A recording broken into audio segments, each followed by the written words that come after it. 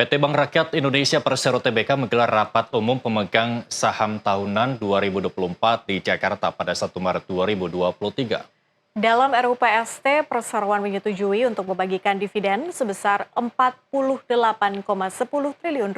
Dividen yang dibagikan ini naik sebesar 10,59% dibandingkan tahun 2023.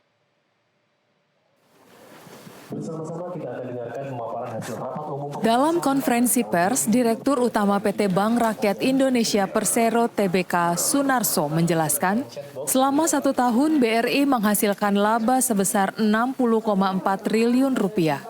Dalam rapat umum pemegang saham tahunan tersebut diputuskan, 80% dari laba atribusi dibagikan dalam bentuk dividen sebesar Rp48 triliun atau dividen per saham sebesar Rp319 miliar.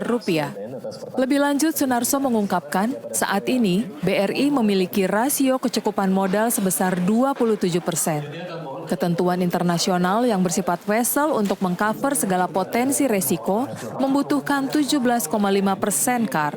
Maka, BRI mempunyai kelonggaran CAR atau Capital Adequacy Ratio sebesar 10%.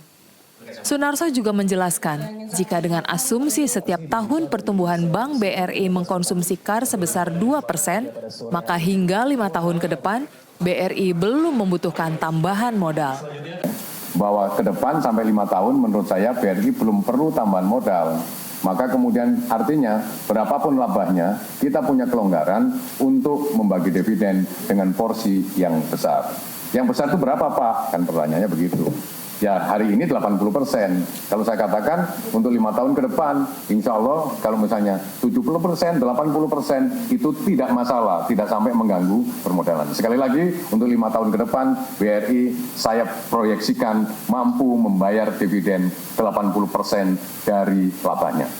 Dalam RUU PST kali ini juga terdapat perubahan pengurus perseroan. Di antaranya, mengangkat kembali Catur Budiharto sebagai Wakil Direktur Utama BRI, Agus Nursanto sebagai Direktur Bisnis Wholesale dan Kelembagaan, serta Agus Sudiarto sebagai Direktur Manajemen Risiko.